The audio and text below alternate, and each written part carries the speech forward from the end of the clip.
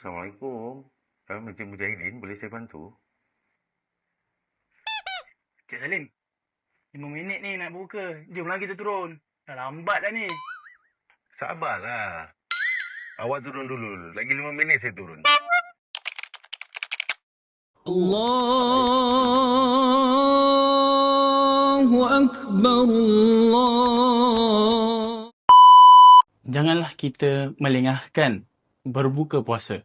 Nak tahu apakah kelebihan berbuka puasa pada waktunya? Marilah sama-sama kita mendengar tazkirah ringkas daripada Ustaz Izam Karim. Assalamualaikum warahmatullahi taala wabarakatuh. Kepada para penonton, apa khabar semua? Kita dapat berjumpa lagi dalam bulan Ramadan yang mulia ini. Pada hari ini saya ingin berkongsi dengan para jemaah mengenai tentang menyegerakan berbuka puasa ataupun iftar. Daripada Sahal bin Sa'ad radhiyallahu anhu, Rasulullah SAW bersabda, "Anna Rasulullah sallallahu alaihi wasallam qala, la yazalun nasu bi khair ma'ajalul fitr."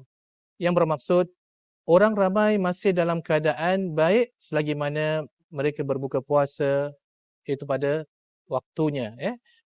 Baik, ini hadis riwayat Muslim. Para jemaah, supaya kita cepat-cepatlah berbuka puasa, jangan lambat-lambatkan ya. Kerana apa? Kita nak mengejarkan pahala yang diberikan oleh Allah Subhanahu Wa Taala.